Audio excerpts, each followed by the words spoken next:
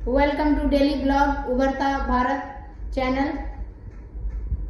अभी मैं आपको ये बता रही हूँ कि इजराइल और फिलिस्तीन हमास के संघर्ष में जो है हमारे देश भारत का क्लियर पॉइंट है कि युद्ध जो है आतंकवादी के द्वारा स्टार्ट किया हुआ उसका वो साथ नहीं दे सकते हैं। जो शुरुआत में जो कृत्य किया गया वो बहुत ही निंदनीय है। हमारे नेबरिंग कंट्री पाकिस्तान का कोई स्टैंड नहीं है, वहाँ के गवर्नमेंट का कुछ नहीं बोला उन्होंने। सही का साथ दें या गलत का दें, मन से आवाज से मन से क्या कर रहे हैं भगवान जाने, बट बोलना नहीं है।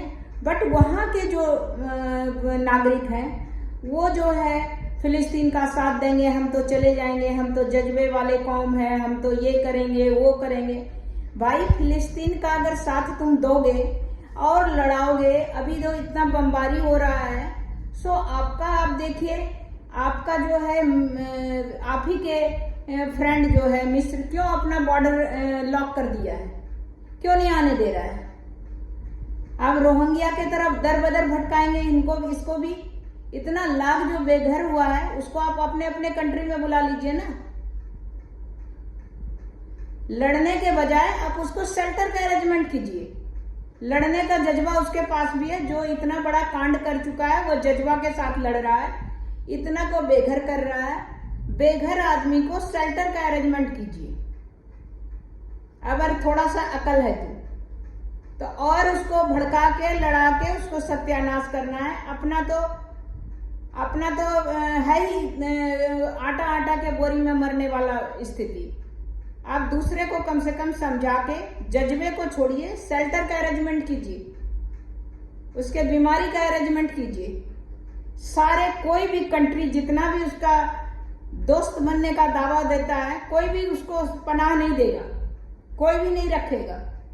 दर बदर दाना दाना को या तो युद्ध में मारा जाएगा, बाद में दाना दाना को तरसेगा। यही जो वेस्ट कंट्री है, इंग्लैंड अमेरिका, ये लोग मानवता के आधार पर इसको शेल्टर देता है। आज तक पहले भी दिया था, अभी भी देगा। तो आप सोचिए, तो ये जो हम भाई भाई, हम जज्बा वाले, हम एक धर्म के मानने वाले, वो सब छोड़ दीजिए। वो सब बेवकूफ़ी है, बेवकूफ बनाने वाले हैं। आपके ही बुद्धिजीवी थिंकर जो है साजिद तरार, उनका आप सुन लीजिए अगर अकल हो तो, कि वो किस तरह बता रहे हैं, समझा रहे हैं। अगर थोड़ा भी अकल हो तो आप लोग सुनिए। जज्बात में नहीं, आप लोग खुद भी मंगे हैं, उसको आप कहाँ से पाल सकते हैं। इसीलिए शेल्टर, उसको जज्बा के बजाय युद्ध विराम करने का, उसके बारे में अच्छी बात, पॉजिटिव बात होता है। तो अभी देखिए, कुछ उनके जो थिंकर हैं साजिद तरार साहब और भी हैं, उनका सुनिए। अब देखिए, जज्बे से काम नहीं होता है। अब जमाना खत्म हो गया लड़ाई करने का, अब आगे बढ़ने का, समझदारी का और पीस, शांति का है। तो उसको कीजिए, थोड़ा सा अकल लगाइए। पाकिस्तान के पब्लिक को मैं बता रही हूँ, पढ़ो लिखो, समझदार बनो और समझदारी वाला बात करो। लड़ने लड़ाने का बात मत करो।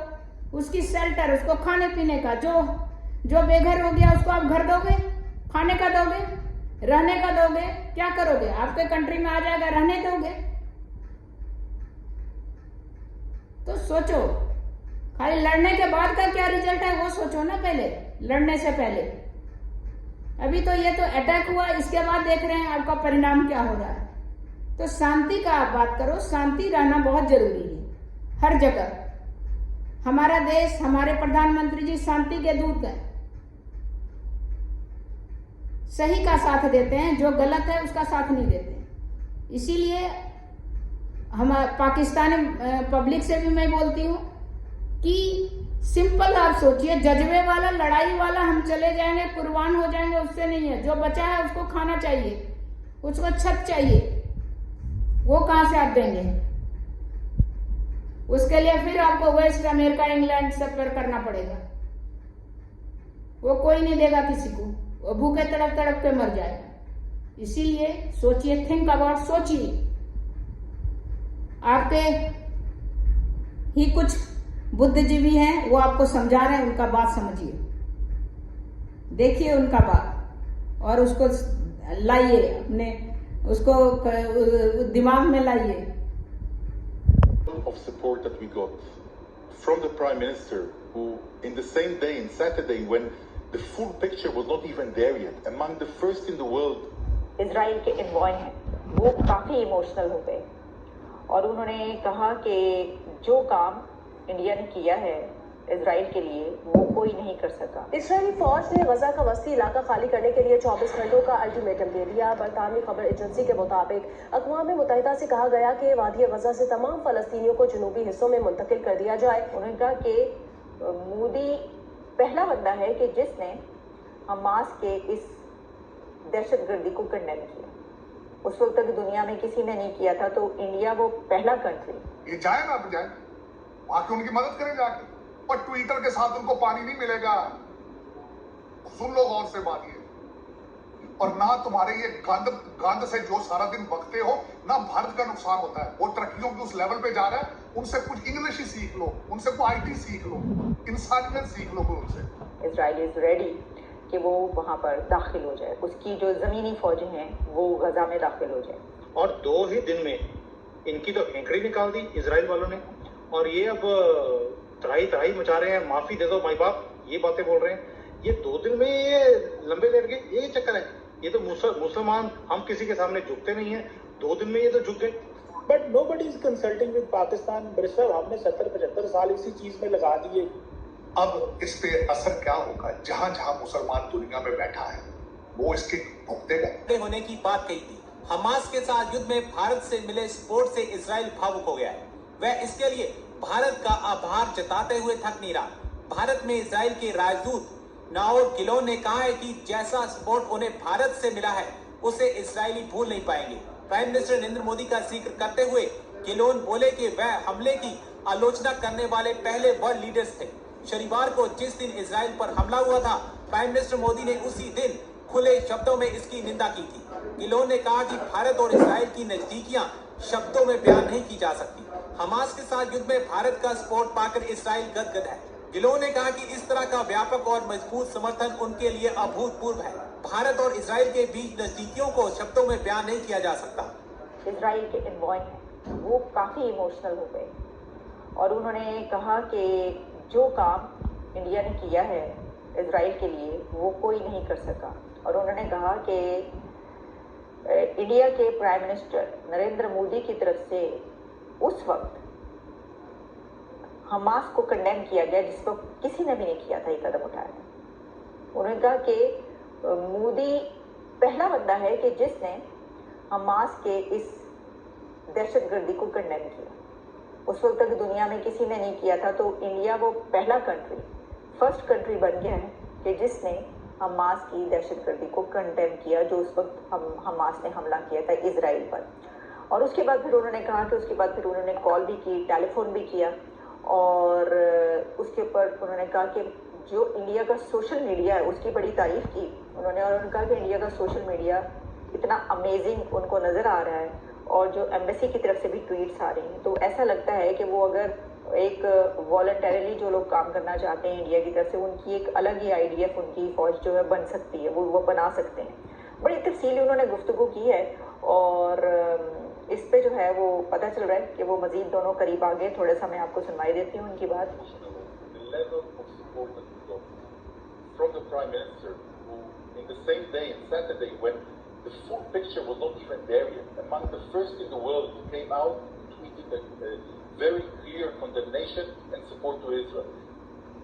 उन्होंने कहा कि जिस वक्त अभी किसी ने भी नहीं कहा था, पहला बंदा जो निकला है उसने कहा है वो नरेंद्र मोदी थे, और उसमें बहुत इमोशनल हो गए वो। We will not forget that. That is very, very important. And then after speaking to Prime Minister Netanyahu, Prime Minister Modi ji had another very strong tweet. तो वो कह रहे हैं कि हम इसको कभी भी नहीं भूलेंगे। इस और काफ़ी और भी इसकी डिटेल्स आ रही हैं इसकी। तो उसमें ये है कि अब हम ये देख रहे हैं कि वाकई ऐसा हुआ है कि इंडिया पहला कंट्री बन गया है कि जो इजराइल के साथ खड़ा हुआ। अच्छा, जहाँ ये है वहीं पर इंडिया के प्राइम मिनिस्टर की तरफ से दो स्टेटमेंट्स में बड़ी अहम है जो सामने आ रही है। एक तो उन्होंने जो G20 के पार्लियामेंटेरियंस का जो G20 का वो है स्पीकर्स की, उनके उस पर जो है वो एक खिताब कर रहे थे और उन्होंने स्पीच की, तो उन्होंने 2001 की बात की। 2001 में आपको पता है, यानी उन्होंने मुंबई पर होने वाले हमले और जो दहशतगर्दी वहाँ पर होती है उसके पर बात की। और इससे ये भी पता चलता है कि जो भारत उसके साथ खड़ा है इजराइल के साथ, इसकी वजह ये है कि जिस तरीके से हमास ने बॉर्डर क्रॉस करके वहाँ पर जाके उनके दहशतगर्दी की है, तो इंडिया ये समझता है कि उसके साथ ऐसी दहशतगर्दी जो है वो होती रही है। इस बिना पर जो बात ये कही जा रही है कि क्या इंडिया मीडिएशन करवाएगा, क्या इंडिया बढ़ेगा इसमें रखवाने में, तो इंडिया का जो स्टैंड है वो तो इस ऐसी दहशतगर्दी के खिलाफ है ना, तो वो कैसे आगे बढ़ के ये कहेगा नहीं चलो इनको माफ कर मैं वो सुबह शाम चेंज करने वाला नहीं। मैं जुल्म और टेररिज्म और गंद और करप्शन के खिलाफ बोलता रहूंगा सारी जिंदगी, और अमन और प्यार का पैगाम देता रहूंगा। यही मैंने सारी जिंदगी सीखी। इनको करने से कोई फर्क नहीं पड़ता। उसकी वजह यह है, ये वही है जिन्होंने तालिबान के जश्न मनाए थे। अब ये फलस्तीन के, मेरा क्वेश्चन है इनके साथ, 1000 हमास का टेररिस्ट था जिन्होंने अंदर घुस के सारी जंग शुरू की। अब 2 मिलियन लोग हैं। एक तरफ इनका बरादर इस्लामी मुल्क है मिस्र, उसने अपने बॉर्डर बंद कर दिए, वो इनको अंदर नहीं घुसने देगा। इजराइल ने पानी भी काट दिया, बिजली भी काट दिया, फूड भी बंद कर दिया। ये जो आपके ये जो लौंडे लपाड़े ये फिर रहे हैं, ये जो बिगड़े हुए घरों की औलाद है, ये चाहे ना आप जाए वहां की उनकी मदद करें जाके, पर ट्विटर के साथ उनको पानी नहीं मिलेगा। सुन लो गौर से बात ये, और ना तुम्हारे ये गंद से जो सारा दिन बकते हो ना, भारत का नुकसान होता है। वो तरक्कियों के उस लेवल पे जा रहा है, उनसे कुछ इंग्लिश ही सीख लो, उनसे कुछ IT सीख लो, इंसानियत सीख लो उनसे, चलो। लेकिन उसमें आज की जो मैं बात में कुछ चंद बातें आपको बताना चाह रहा था जो रिसेंट अभी चल रही है। टोनी बिल्किन साहब इजराइल पहुंच चुके हैं। अभी थोड़ी देर पहले वो नेतन्याहू साहब के साथ अपनी प्रेस कॉन्फ्रेंस कर रहे थे। इनको ये बताने जा रहा हूं, दुनिया की वाहिद सुपर पावर का जो सेक्रेटरी ऑफ स्टेट टोनी बिल्किन है वो भी जीव है। और अमेरिका ने अपने 2 शिप कैरियर, जो कि दुनिया का अभी तक उसकी टक्कर के शिप कैरियर नहीं बने, एक का नाम जेरल्ड फोर्ड है, दूसरे का नाम आइजनहावर है, अगर उन्होंने लाके खड़ा कर दिया वहां पे। और इनको ये नहीं पता ये हमास ने शरारत जो की है ये किस बेस पे की है। ये तो समझते हैं ये सारी गेम चल रही है चाइना, रशिया और अमेरिका में, क्योंकि जो ये यूक्रेन में कर रही थी वेस्टर्न सिविलाइजेशन, रशिया को ब्लीड करने की कोशिश कर रहे थे, उसके रिटेलिएशन उन्होंने कर दिया। इन्होंने पैसे वैसे ले लिए हो गया। मैं इनको बात बताना चाहूंगा, आपके लौंडे लपाड़ों को कुछ और गाइड करना चाहूंगा। हमास का हेड जो है वो 2 मुल्कों में उसकी प्रॉपर्टी है, 3 मुल्कों में बल्कि उसके सबसे पहले तो ये शवाहिद मौजूद है ऑनलाइन, अगर गूगल करने की सलाहियत रखते हैं गूगल करें। उसके बच्चों की टर्किश सिटीजनशिप है, टर्की के अंदर उसकी रियल एस्टेट इन्वेस्टमेंट है उसकी, और उसके बच्चों के नाम पनामा लीक में शामिल थे